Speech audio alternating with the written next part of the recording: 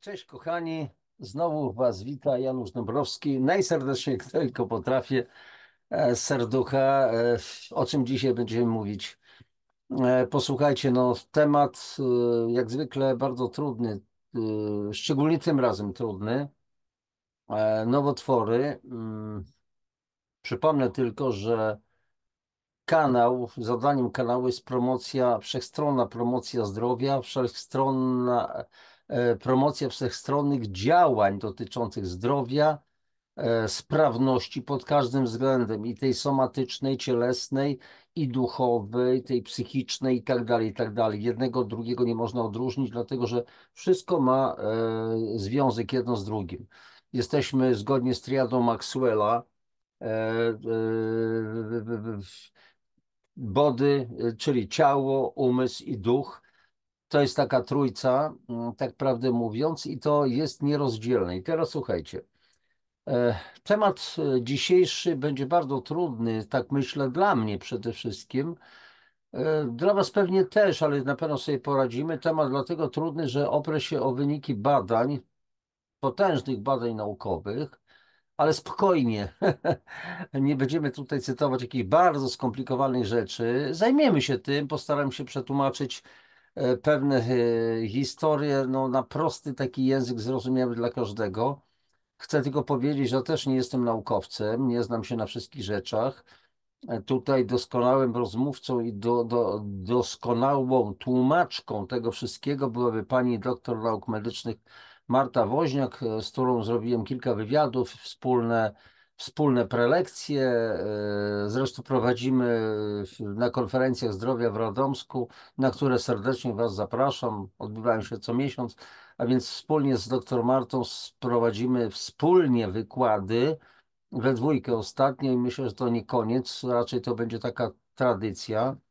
E, Trudno mi mówić o tym, że uzupełniam się z doktor Woźniak, natomiast dlatego, że ona jest no, pierwszej klasy fachowcem, jest biologiem molekularnym i człowiekiem, naukowczynią, jak to dzisiaj to się mówi, naukowcem. Nie znoszę feminatywów. Szanowanie kobiet na czym innym polega? Nie na zmianie słów, tylko na pewnych uczuciach tego, co wynika z serca.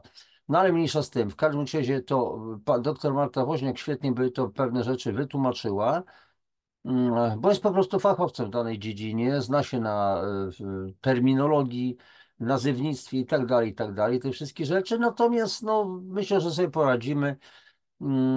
Poczujecie, o co w tym wszystkim chodzi. A o co chodzi? Słuchajcie, chodzi o wpływ zakwaszenia na rozwój nowotworów. Używa się generalnie pojęcie rak, to jest to samo co nowotwór. Nie, to nie jest do końca.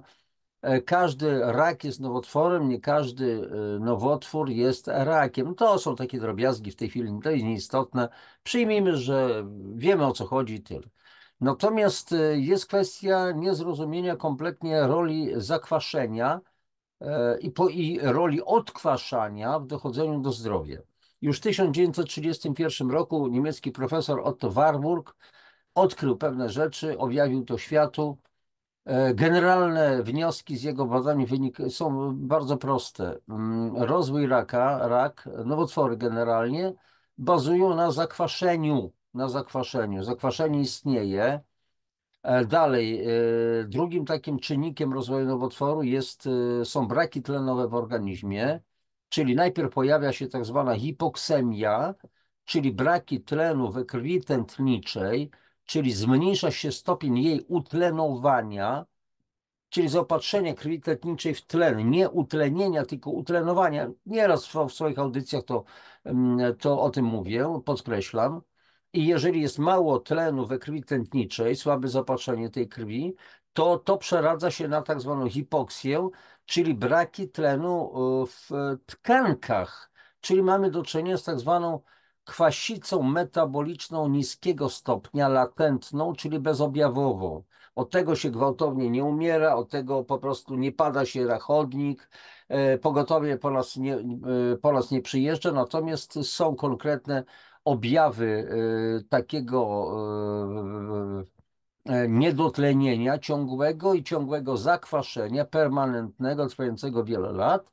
I tak jak mówi pani doktor właśnie Marta Woźniak, mniej więcej do około, to jest tylko statystycznie do około 30 roku życia, jak organizm sobie potrafi poradzić z wieloma rzeczami. O, jesteśmy młodzi, sprawni, silni, wszystko możemy, bogami jesteśmy.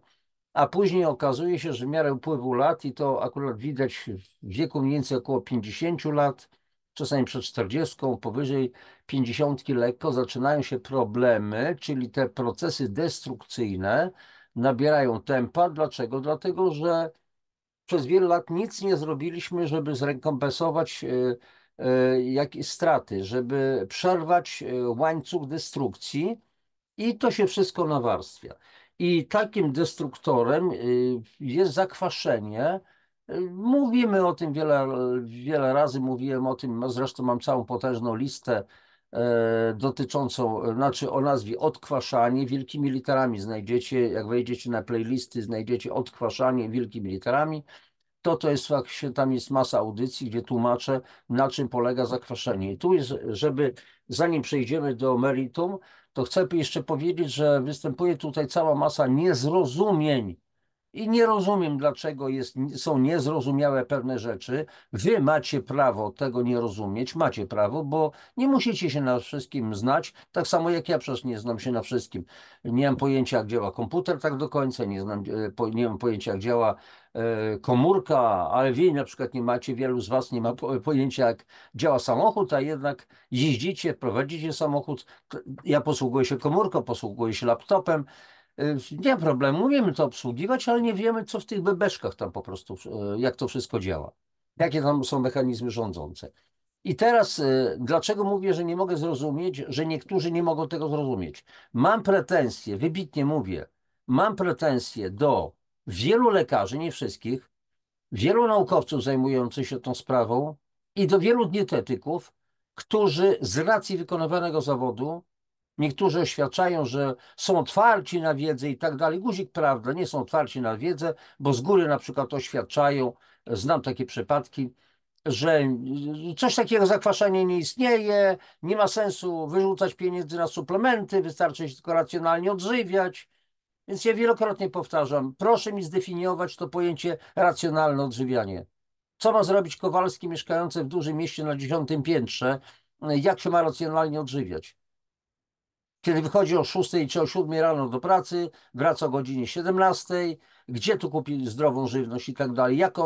Co są w ogóle za jakieś dyrdy małe, mówiące o racjonalnym odżywianiu? Ja mówię o pewnych realiach, kochani. Dlatego mówię, trzepią mnie czasami emocje, bo nie znoszę po prostu pustej gadaniny, takiego teoretyzowania, takiego ubierania, a trzeba odpowiednio coś tam robić. Co znaczy odpowiednio w ogóle? I tak dalej.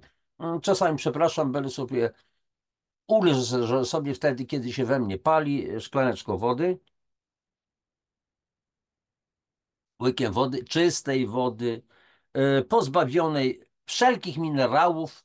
To jest woda akurat osmotyczna, gdzieś mniej więcej może 40 ppm, czyli 40 mg w litrze zaledwie, w stosunku do tej typowej wody, w której jest 600, 800, 1200 ppm, czyli miligramów w litrze. Czyściusieńka, bardzo smaczna woda. Nietypowa.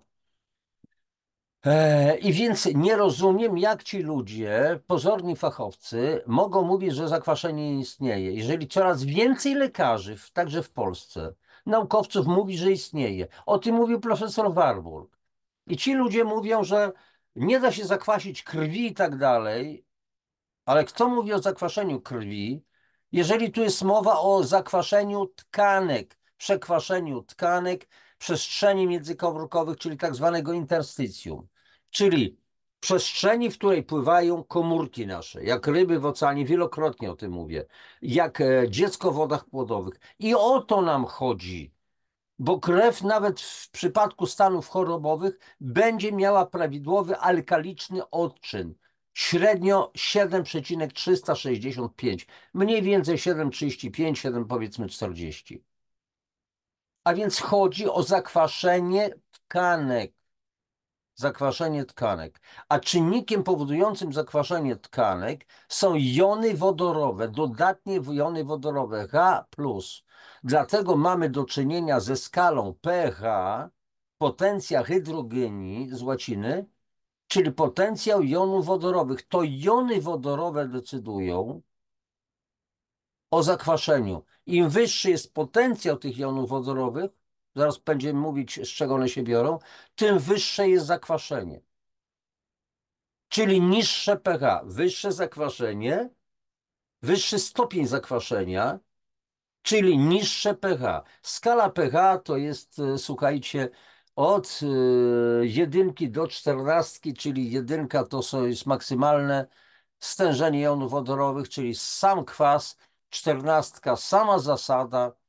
No to tak woli takiego skrótu myślowego i trzeba pamiętać o tym, że pH, skala pH jest skalą logarytmiczną, czyli jeżeli mamy na przykład, możecie badać pH porannego moczu i to będzie obraz tego, co wy macie w organizmie, bo przez całą noc wszystkie kwasy, nerki filtrują po prostu krew i wszystkie te toksyny, kwasy, toksyny mają charakter kwasów, przechodzą do moczu.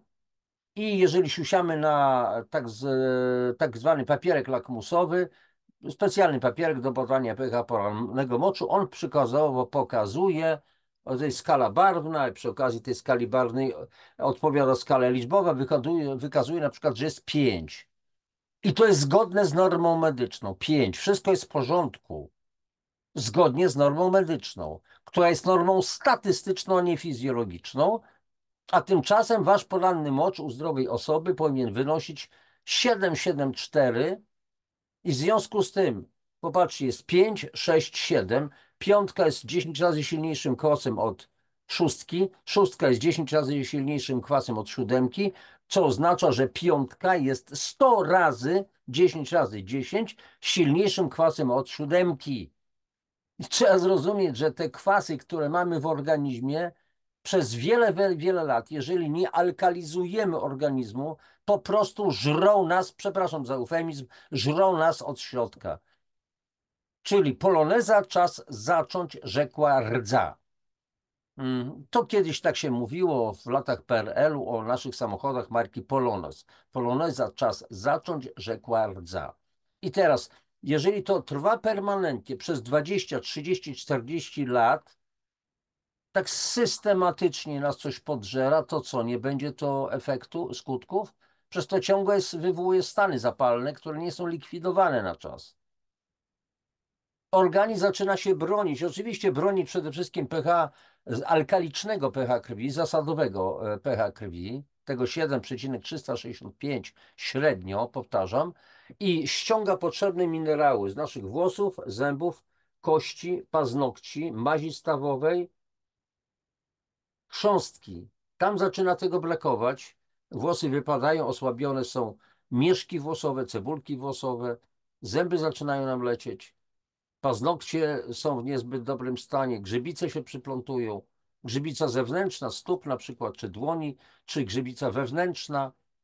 Pojawiają się stany zapalne, mamy problemy z chodzeniem, bo stawy nas bolą, bo nie ma smarowidła, problemy z poruszaniem się palcami, reumatoidalne zapalenie stawów, dna moczanowa i 70 różnego rodzaju chorób, z którymi medycyna nie potrafi, nie umie, nie wiem, to trzeba byłoby zadać pytanie fachowcom, po sobie po prostu skutecznie poradzić.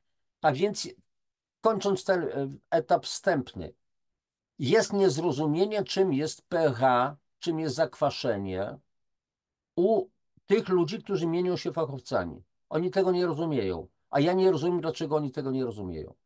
I teraz następna sprawa, wracając do badań profesora Otto Warburga. 1931 rok, odkrycia profesora Warburga, na których do dzisiaj bazujemy. I jeszcze raz powtarzam, podstawowe czynniki rozwoju nowotworu to jest niedotlenienie organizmu i zakwaszenie, czyli zatoksycznienie organizmu. I o tym dzisiaj będziemy mówić w naszej audycji, kochani, a więc o związku między obciążeniem kwasami w diecie i nie tylko kwasami z diety, ale stresami, które bardzo silnie zatoksyczniają, zakwaszają organizm, a ryzykiem nowotworów. I w związku z tym, posłuchajcie, udostępnię teraz ekran, weźmiemy się za tutaj za pewną pracę, pewne prace naukowe, udostępnij, sekundka i tutaj mamy przede wszystkim, popatrzcie, z National Library of Medicine artykuł. Oczywiście on jest zamieszczony w PubMed, również to jest Biblia lekarzy, tak prawdę mówiąc, ale trzeba tutaj pamiętać, że w PubMedzie jest około 20-25% prac zamieszczanych, które są publikowane na całym świecie, ale mniejsza z tym. I mamy tutaj akurat artykuł, o właśnie, association between dietary acid load i tak dalej, i tak dalej. Zaraz to będziemy tłumaczyć na polski, bo mamy przetłumaczone. Link do tego artykułu oryginału po angielsku i link z tłumaczeniem polskim ja zamieszczę w opisie audycji. No teraz przechodzimy do naszego tego artykułu. I teraz słuchajcie, dlaczego mówiłem, że ta audycja będzie dla mnie trudna? Dlatego, że to jest praca naukowa i no nie będziemy wszystkiego odczytywać. Będę zwracał tylko uwagę na szczególne fragmenty nas dotyczące. Będziemy tłumaczyć te sprawy, które nas bezpośrednio dotyczą, a będziemy omijać jakieś wywody ściśle naukowe z jakimiś szalonymi, trudnymi pojęciami do zrozumienia. Ja też nie wszystko po prostu rozumiem z języka naukowców. Nie jestem ani naukowcem, ani biologiem, ani biotechnologiem, zwłaszcza biologiem molekularnym, więc mam prawo po prostu pewnych rzeczy nie rozumieć, ale możemy to wszystko czuć, bardzo dobrze czuć na bazie już posiadanej do tej pory wiedzy. Więc posłuchajcie. Artykuł, a w zasadzie praca naukowa, związek między obciążeniem kwasami w diecie, a ryzykiem raka i rokowaniem, zaktualizowany przegląd systematyczny i metaanaliza badań obserwacyjnych. Jest to potężna praca naukowa. Oczywiście mamy tutaj autorów, powiązanie, abstrakt, czyli taki rodzaj streszczenia i tak dalej, i tak dalej. I przechodzimy do wstępu. Będę pewne fragmenty oczywiście tylko odczytywał, poczekajcie, zwiększę nieco tutaj wielkość tego tekstu, tak żeby było to wyraźnie do odczytywania. Więc słuchajcie, no nie jest odkryciem, że rak jest główną przyczyną zgonów i ważną barierą w przedłużaniu życia. Tu akurat taka jedyneczka, no to jest posługiwanie się, potwierdzenie akurat w innych publikacjach i tak dalej. Przypomnę tylko, że w Polsce w tej chwili rokrocznie zachorowuje na nowotwory około 200 000 ludzi, z tego 100 000 ludzi umiera, czyli jedno potężne miasto. To jest tragedia. Za mniej więcej w jakimś 2035-30 roku, za kilka lat dosłownie, kwestia 10 lat, ta ilość statystycznie powinna się zwiększyć. Strasznie to brzmi.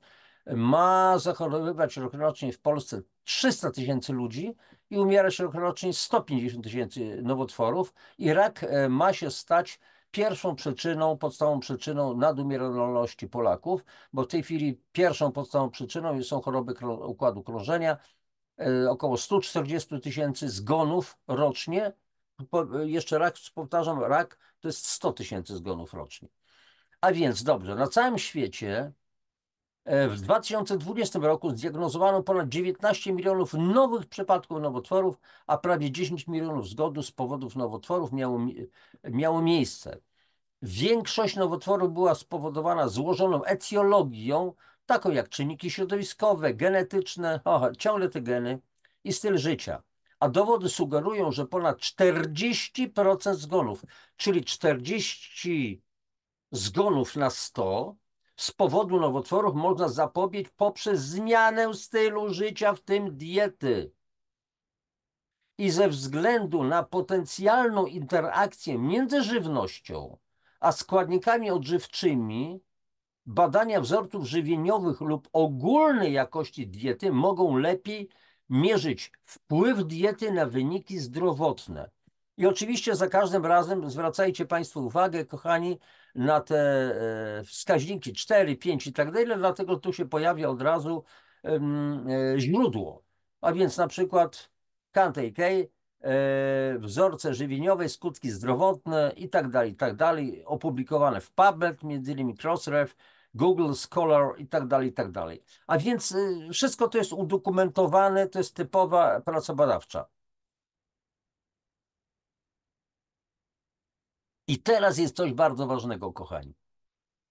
Otóż poziom kwasu w diecie DAL, a co to jest DAL? DAL, będziemy to mówić DAL po polsku, czyli Dietary Acid Load, czyli obciążenie kwasami w diecie.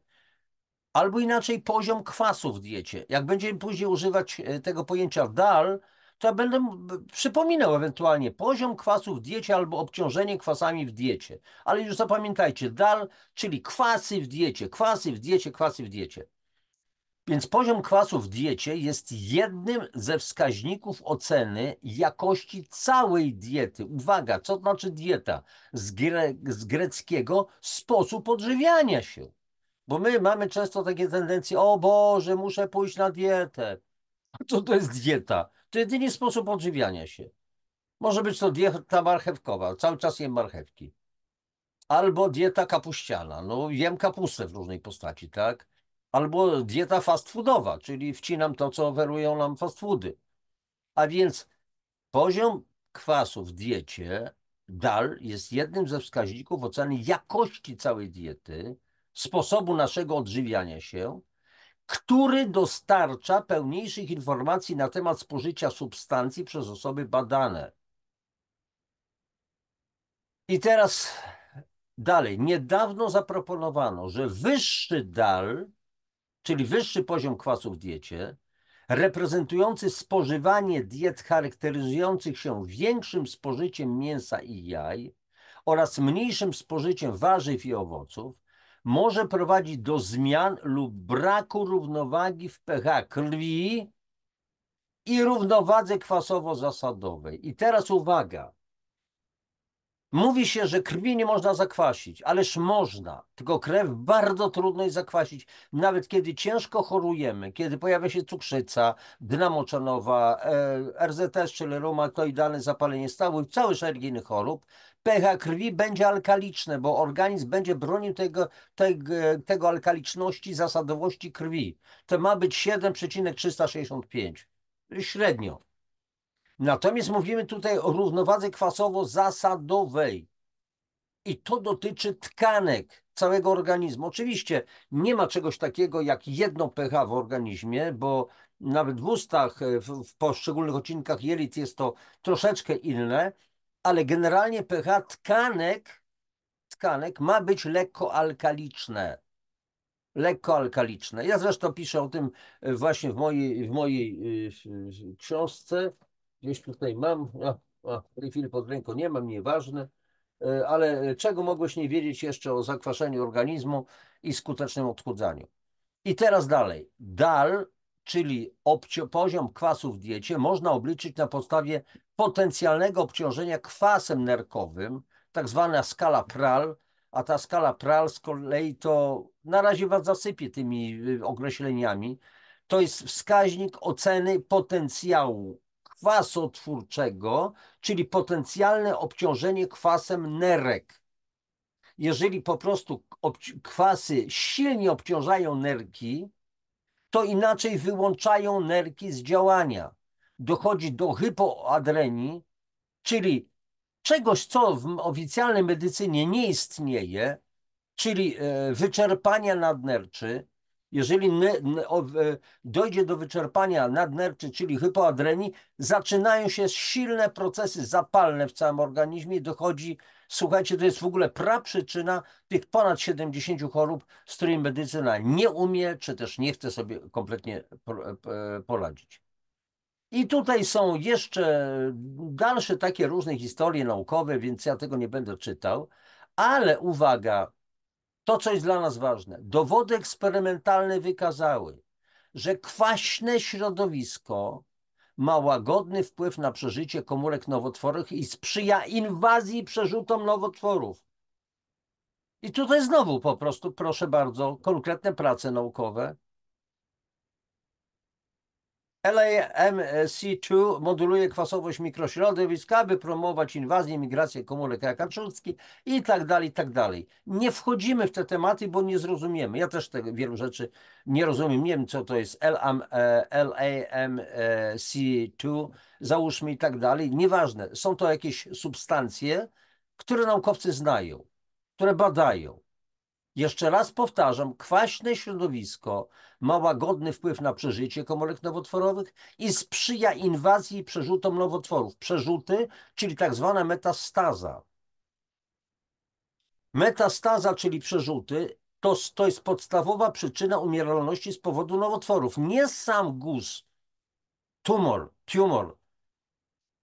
ma wpływ na śmierć organizmu człowieka, tylko przerzuty. Bo to coś jest takiego, że jeżeli guz jest wycięty, to następuje natychmiastowy wysyp komórek, tak zwanych komórek macierzystych nowotworu, rozprzestrzenianie się, gwałtowny atak na wszystkie narządy. I wtedy mówi się po kilku miesiącach, no operacja się udała, ale no przerzuty niestety i tak dalej, i tak dalej, i tak dalej. Koniec. Dalej. Środowisko zasadowe miało odwrotny wpływ na przeżycie komórek nowotworowych w porównaniu ze środowiskami kwaśnymi. Czyli środowisko zasadowe nie tylko nie sprzyja inwazji i przerzutom, lecz powstrzymuje te procesy inwazji i przerzutów.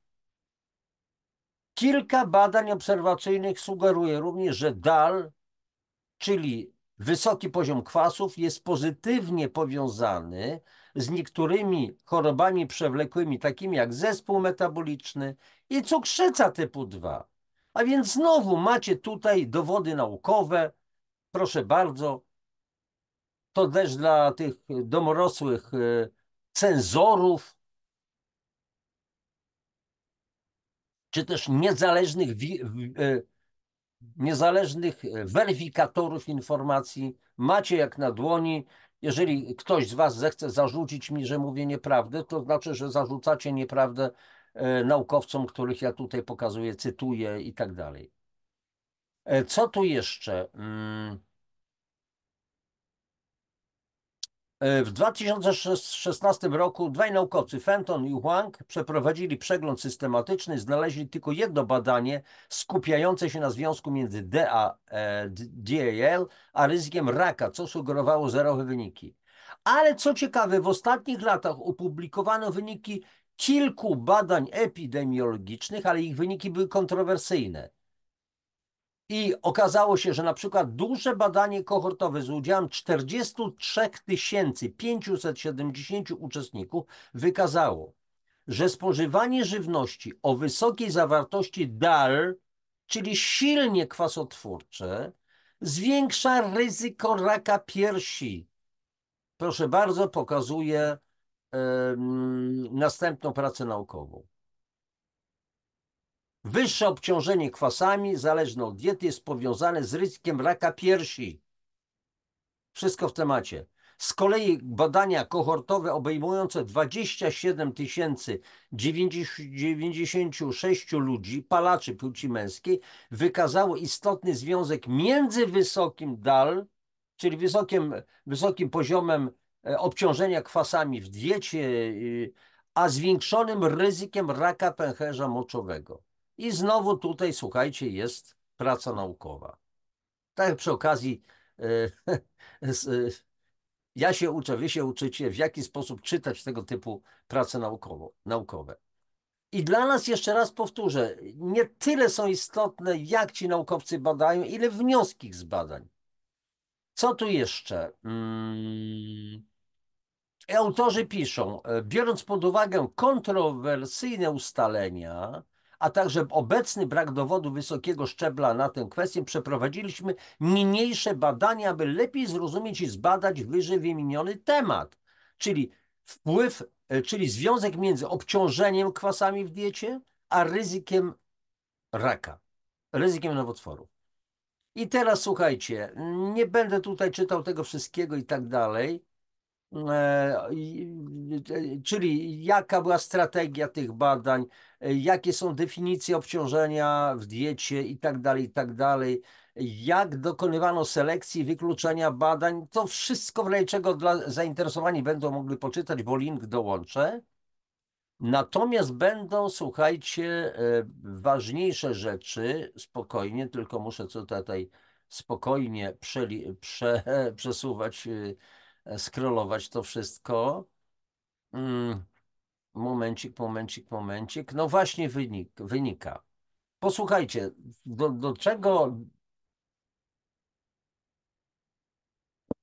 czego posunęli się autorzy tego badania? W ramach strategii wyszukiwania pobrano z baz danych 13 153 artykułów i,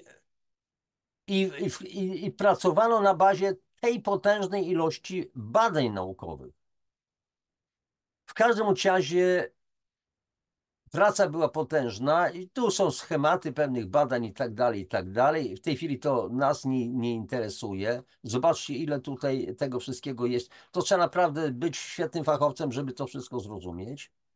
Ale jeszcze raz nas powtarzam, nas obchodzą wnioski z badań. I teraz posłuchajcie, momencik. Ja wcześniej to wszystko prześledziłem, no ale nie jestem alfą i omegą, więc muszę to spokojnie przerzucić. O, i teraz popatrzcie. Związek obciążenia kwasami w diecie, czyli DAL, z ryzykiem raka. Wyższy DAL, czyli związek, czyli obciążenie kwasami w diecie, wiązał się z 58% wzrostem ryzyka zachorowania na raka. 58% wtedy, kiedy nasze jedzenie nas zakwasza. Dalej.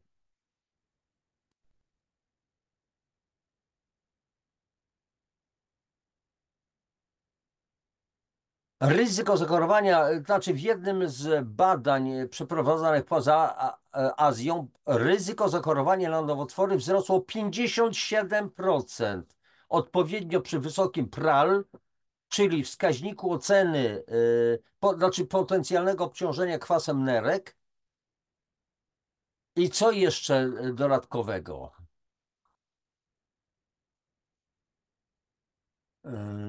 Dobrze, jeszcze.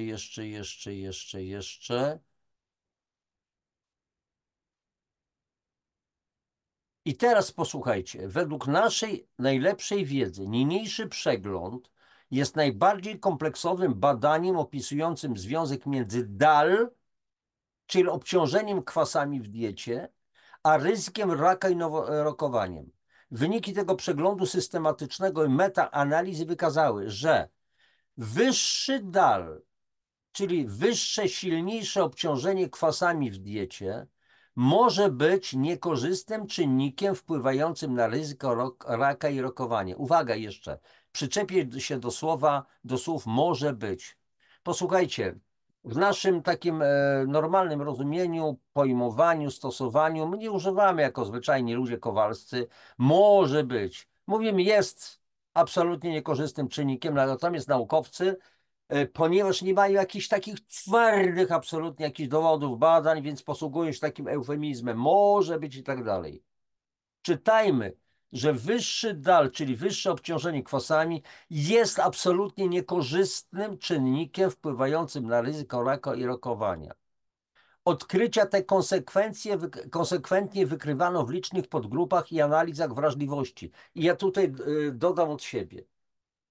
Jeszcze raz powiem, że nie jestem naukowcem, nie jestem biologiem, nie jestem mikrobiologiem i tak dalej, i tak dalej. Natomiast jestem praktykiem. Cieszę się bardzo, że doktor nauk medycznych Marta Woźniak, naukowiec, mikrobiolog, biolog molekularny, że cieszę się jej szacunkiem i zaufaniem. I ona mówi, ja jestem praktykiem. Tak, jestem praktykiem i te Wieloletnie już doświadczenia praktyczne mówią, że jeżeli się odkwaszamy, jeżeli dożywiamy organizm, jeżeli stosujemy kompleksowe, naturalne, wieloskładnikowe suplementy diety, odpowiednio ustawione, zgodnie z takim, tak zgodnie z kuracją wspomagającą organizm w chorobie nowotworowej, to mamy doskonałe rezultaty. No, przykładem klinicznym jest powiedzmy Justyna Dąbrowska, która tutaj, z którą prowadziłem wywiad, która chorowała na raka piersi, była w ciężkim stanie. Rodzina przeżywała to straszliwie, bo mało brakowało, a dziewczyna dzisiaj jest zdrowa. Mam przykład z gliakiem. Jedna z moich znajomych, 2014 rok, po 3, jak dobrze pamiętam, operacjach, 4 lekarze nie chcieli po prostu zrobić, bo wiedzieli, że ona pewnie zejdzie pod nożem. I Ania, ta osoba żyje. Mamy 2024 rok, 10 lat, ma 2 dzieci. Nikt jej nie dał żadnej szansy na życie. A co mówicie o dzieciach? Żyje. Dlaczego? Dlatego, że zastosowała przez dłuższy czas, wiele, wiele miesięcy, kompleksowe wspomaganie organizmu ze szczególnym uwzględnieniem odkwaszania.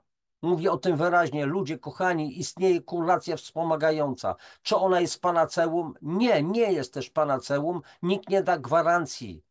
Natomiast jest potężna szansa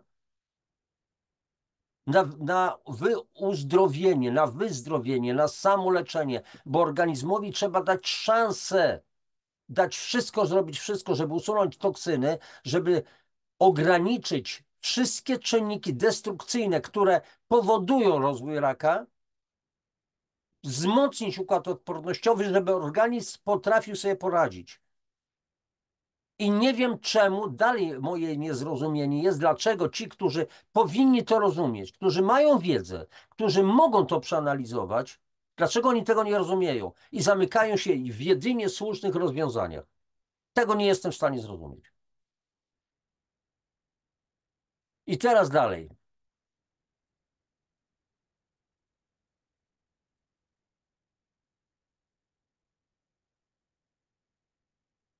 Jeszcze chwileczkę. O.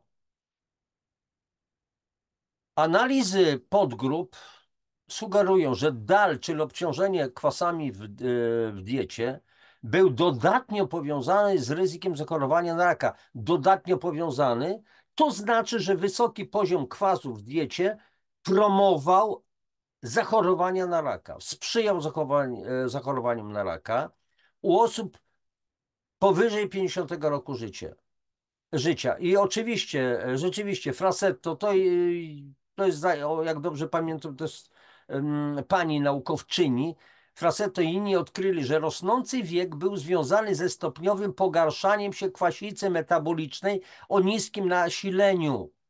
A więc o co chodzi? Jeszcze raz przypomnę, istnieje kwasica metaboliczna, latentna, czyli bezobjawowa, niskostopniowa.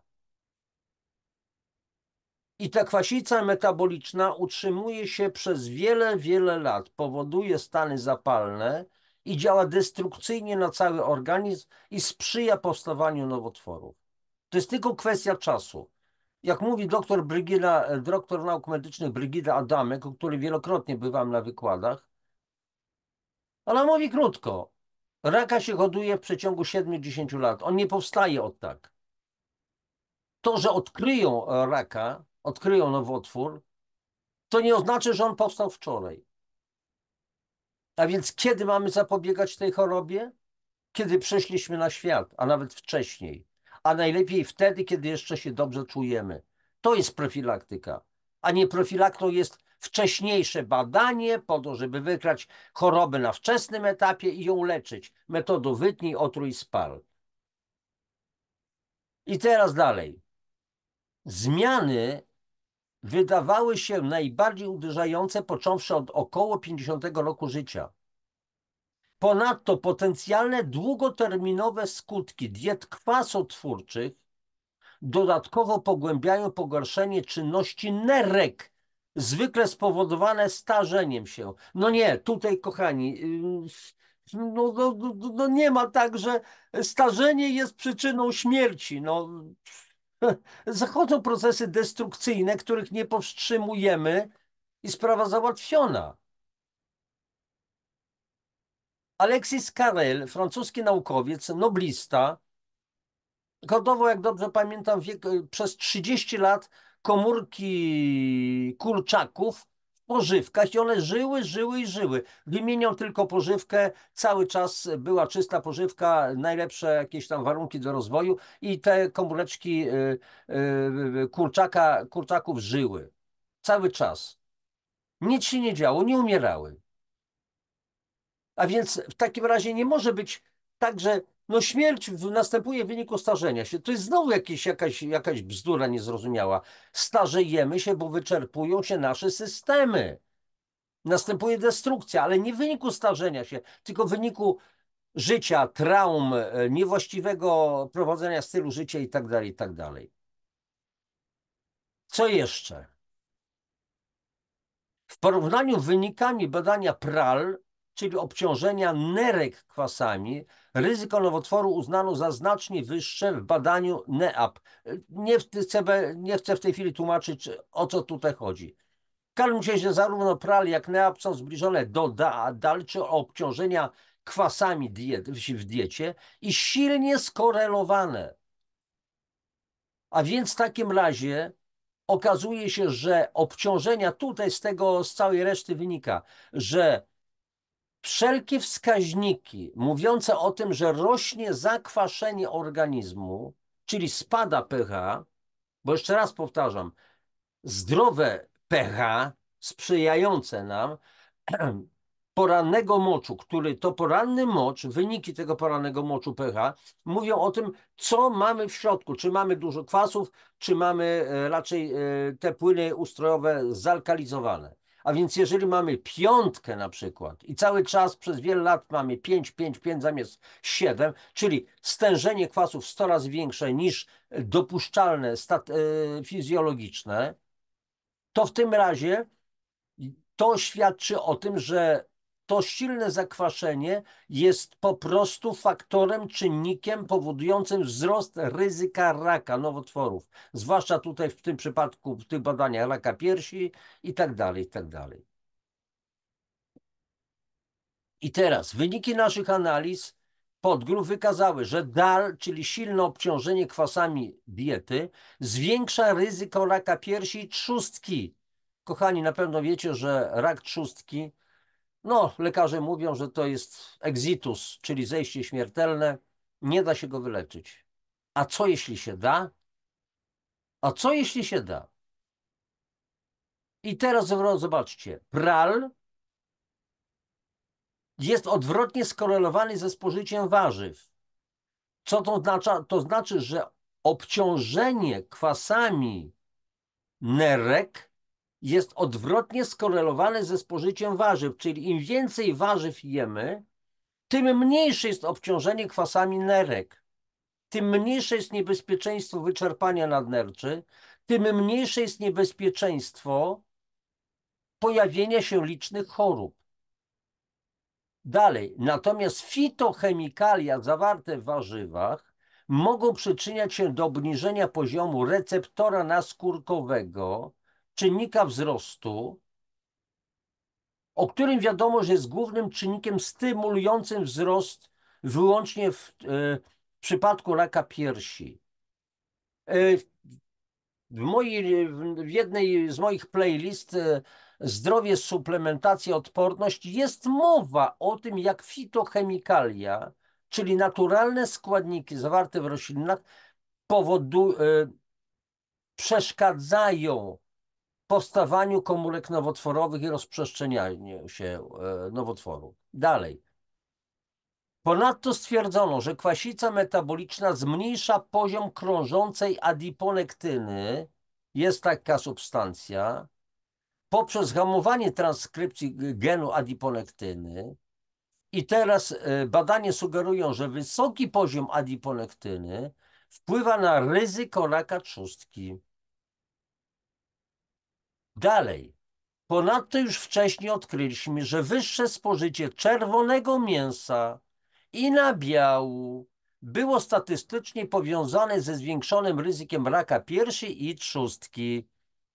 A w jednej z moich audycji mówię o tym, dlaczego nie powinniśmy pić mleka, dlaczego nie powinniśmy zjadać nabiału, twarogów, serów. Nie mówię, że w ogóle, tylko chodzi o to, żeby nie przesadzać z tym.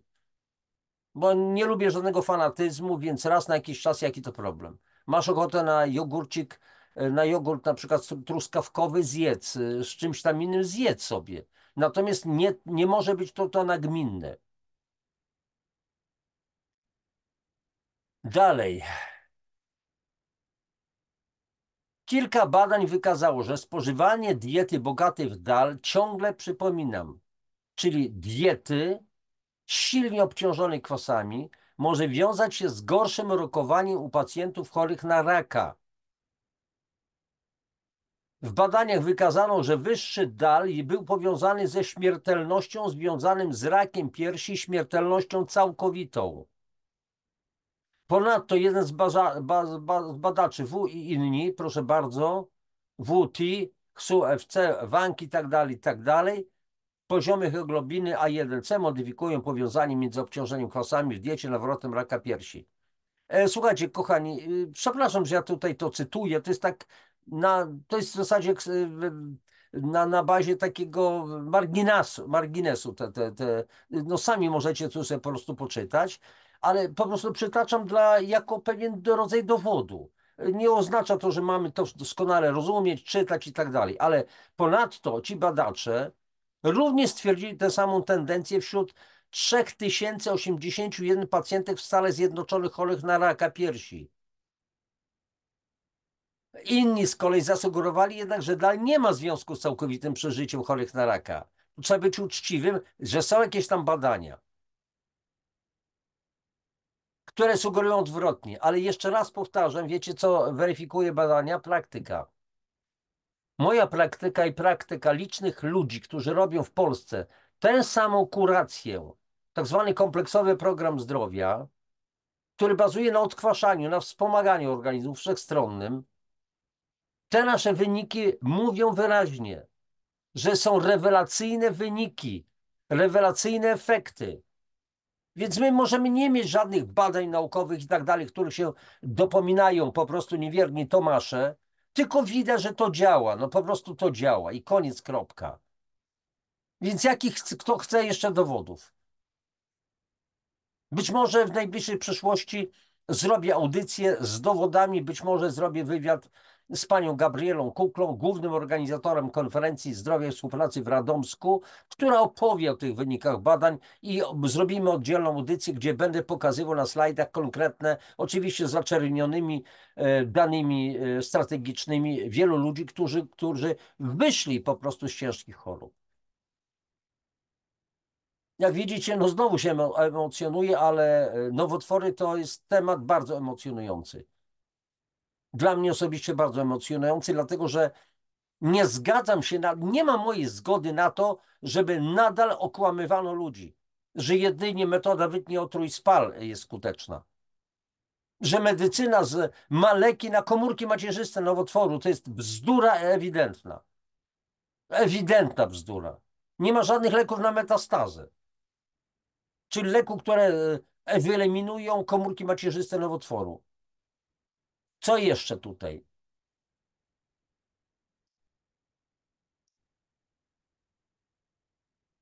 O, chociaż nie było oczywistego mechanizmu, nie znaleziono oczywistego mechanizmu wyjaśniającego związek między DAL a ryzykiem raka, zaproponowano kilka konsensusów. Po pierwsze, kwasica metaboliczna, czyli ta kwasica metaboliczna niskiego stopnia, wieloletnia, permanentna, wywołana przez DAL, czyli silne obciążenie diety kwasami, może sprzyjać nowotworom. Sprzyja nowotworom.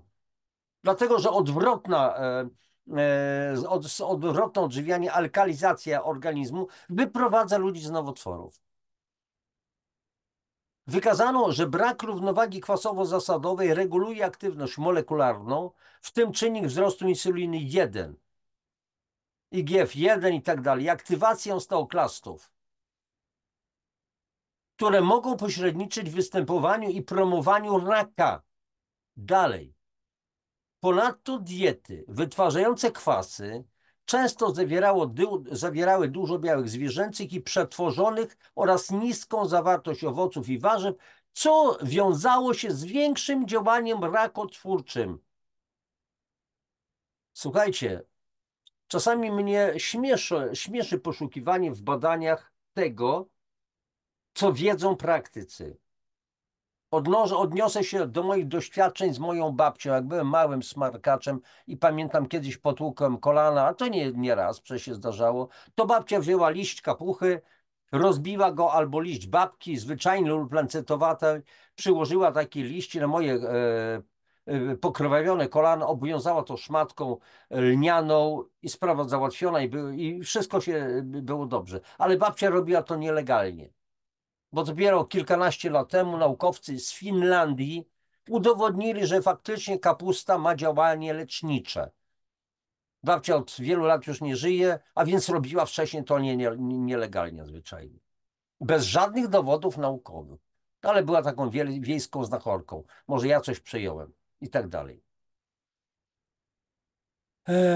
Co tam jeszcze? Dowody wykazały również, że DAADAL, czyli silne obciążenie kwasami diety, redukuje krążącą adiponektynę, a zarówno badania eksperymentalne, jak i epidemiologiczne wykazały, że odgrywa ona rolę w występowaniu raka.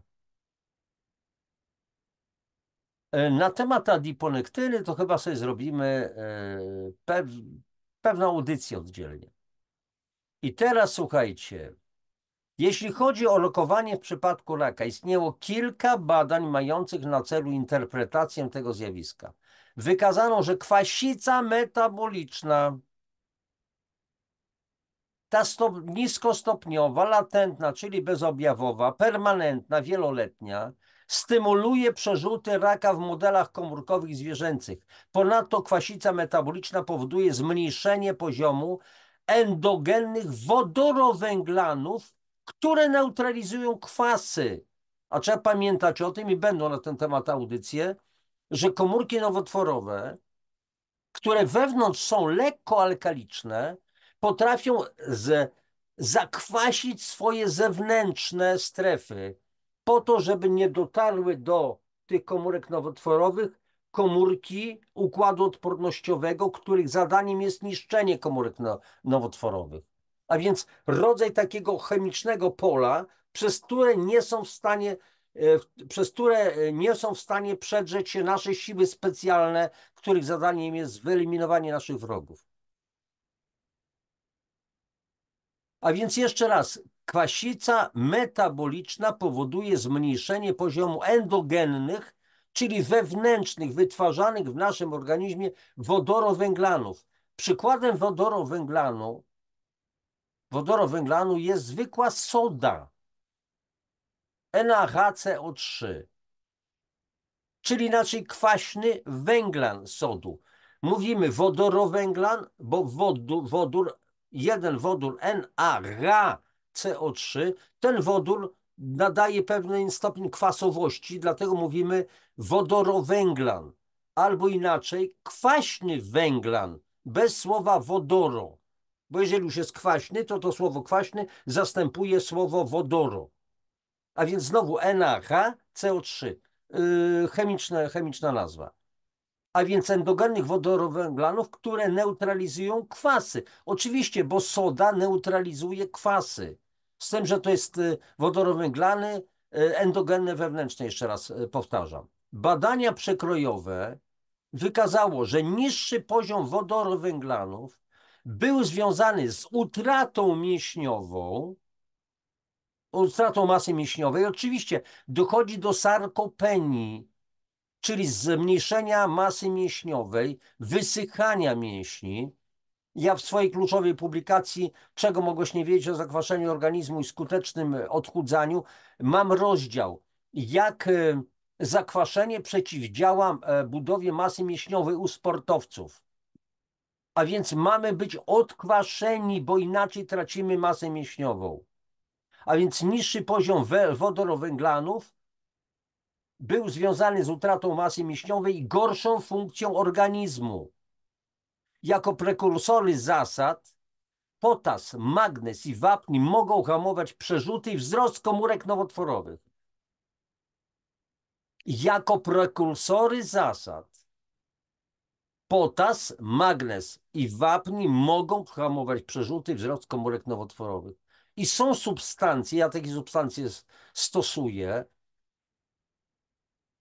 kompleksowe substancje mineralne zawierające wodorowęglany i tak zwane cytryniany wielu pierwiastków, one powodują, alkalizują organizm i w związku z tym hamują przerzuty, wzrost komórek nowotworowych.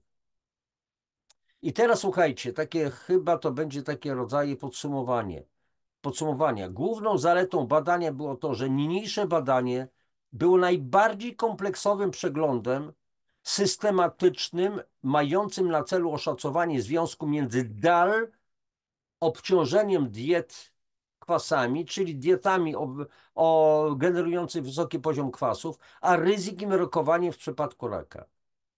Przeprowadziliśmy rygorystyczne przeszukanie literatury, aby uwzględnić wszystkie istotne badania.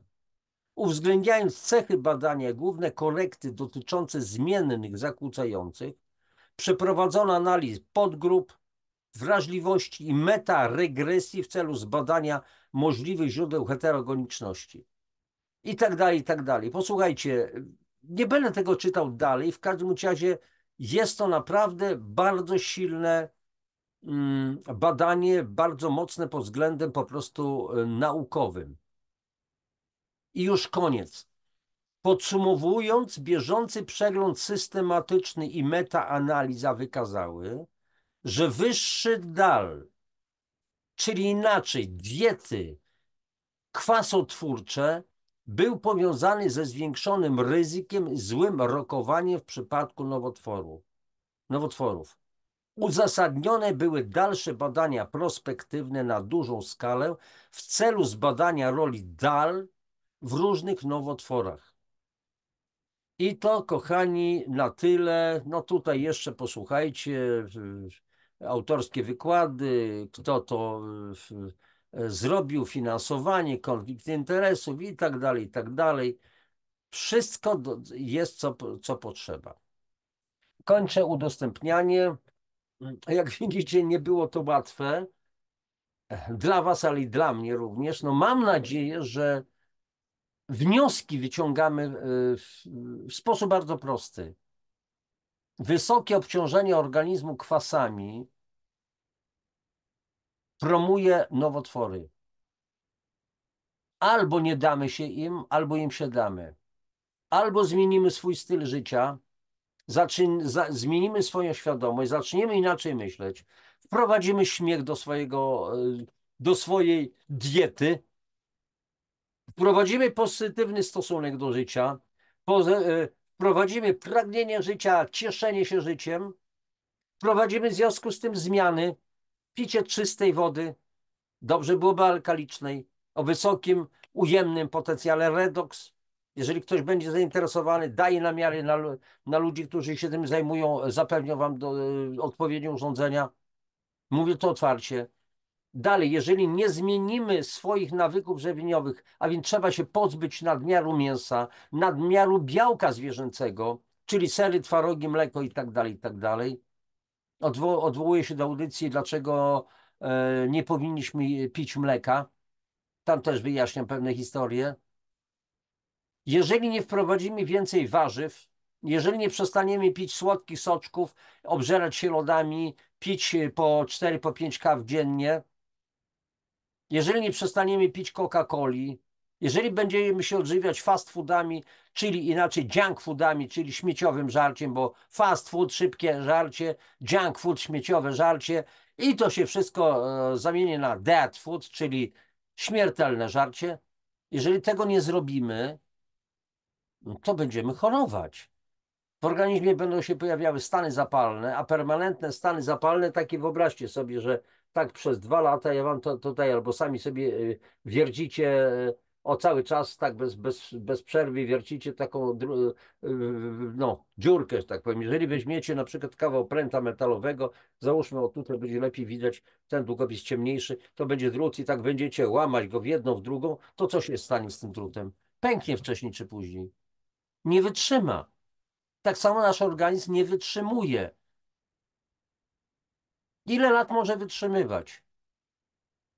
Tak mówi doktor Woźniak. Do 30 roku życia jeszcze jakoś funkcjonujemy. Między 30 a 50 zaczyna się to wszystko psuć. I w wieku 50 lat, te zresztą badania powiedziały, że gwałtownie rośnie ryzyko stanów zapalnych, które i tak już były, tylko były jeszcze w takim mniejszym nasileniu. Gwałtownie to wszystko rośnie i okazuje się później, mamy nowotwór. Jeden, drugi, taki, siaki, owaki, albo w jednym narządzie, a w wielu narządach. Wycinają nam coś, kawałek jelita, albo kawałek wątroby i zaczynają się przerzuty. Wiecie co? Kilka lat temu zmarł bardzo znany muzyk z bardzo popularnego zespołu. Nie chcę teraz wymieniać oczywiście nazwiska. Na raka oczywiście, chyba raka jelita grubego. Słucham jego wywiadu na YouTubie już po operacji. Był przeszczęśliwy. Twórca wielu przebojów słynnych. Domyślejcie się, ale ja ze zrozumiałych względów nie wymieniam nazwiska. I był przeszczęśliwy, już jestem zdrowy, nie mam nowotworu, a tak popatrzyłem i się, Boże, jak do ciebie człowieku dotrzeć ewentualnie? Nie miałem za bardzo możliwości, ale myślę, że masz 6-8 miesięcy życia, nie więcej. I tyle tak było, zaczęły się po prostu przerzuty. I to był koniec. Nie dopuśćmy do przerzutów. Zapobiegajmy tym stanom zapalnym. Słuchajcie, profilaktyka prawidłowa to jest niedopuszczanie do choroby, a nie powtórzę po raz jakiś któryś przedwczesne badania, żeby wcześniej wykryć chorobę, później ją leczyć. Nie chcę na ten temat dyskutować. Kochani, odkwaszajmy się, odkwaszajmy się. Chcecie więcej wiedzy? Macie tej wiedzy bardzo dużo, kochani. Tutaj na moim kanale bardzo dużo. Czy to jest rzetelna wiedza, czy też nie? Sami to ocencie, sami to poczujcie. Moje książki są również do dyspozycji. Czy możemy uchronić się przed chorobą nowotworową? W tym pytaniu jest odpowiedź. Tak, możemy. Tu, nowotwory, możemy dać radę. Możemy. Odkwaszajmy się. Czego mogłeś jeszcze nie wiedzieć o zakwaszeniu organizmu i skutecznym odchudzaniu, bo jedno z drugim się wiąże. Tam jest naprawdę kopalnia wiedzy, którą ja odkrywam. Nie chodzi o wiedzę Dąbrowskiego. Dąbrowski nie ma, znaczy już mam jakąś wiedzę oczywiście, ale to jest wiedza nabywana od tych, którzy mieli, od naukowców, od wielu lekarzy, polskich również lekarzy. Przez sam z siebie nie byłby taki mądry. Nie zamierzam się wymądrzać. Staram się twardo stąpać po ziemi, żeby nie oderwać się od niej. Bo wielu to się podrywało na balonach, gdzieś tam fruwają w chmurach. Co mnie zawsze drażni. Brak pokory. Kochani, jest szansa. I prośba do was. Przekazujcie ten materiał, bo to są bezcenne materiały. Nie chodzi o materiały Dąbrowskiego, Janusza. Absolutnie. Tu chodzi o ten materiał po prostu badawczy, te badania naukowe, które też odkrywam. Akurat dzisiaj nagrywam, no macie, spotykacie się z nagraniem, a w nocy znalazłem te materiały. Szukałem nagle, bo ja mam takie coś, że nagle przychodzi mi jakaś myśl, zostaw wszystko, jakiś tam film oglądałem na Netflixie i hasło mi od razu po angielsku gdzieś tam, szukaj, znaczy taki, to nawet nie słowami, taki aksjomat, szukam materiałów. Wbijam, znajduję materiały i natychmiast chcę się z tym po prostu podzielić. Dlaczego? Bo jest duża szansa na uchronienie nas i naszych bliskich. Macie swoich bliskich, macie swoje dzieci, macie swoich bliskich, macie żony, mężów, wujków, ciocie i tak dalej, ojców, matki. Można ich uratować. Jest szansa. Trzymajcie się. Liczę na wasze też reakcje, linki, suby, komentarze i przesyłajcie te linki do audycji swoim bliskim znajomym. Dajcie im nadzieję. Nadzieja zawsze jest i niektórzy mówią, nadzieja matka głupich. To są głupcy, którzy tak mówią. Nadzieja to jest podstawa. Jeżeli ktoś nie ma nadziei, to znaczy, że już umarł. Wszystkiego najlepszego Wam życzę. Myślmy jednak pozytywnie. Jest ogromna szansa. Możemy dać sobie radę. Papatki.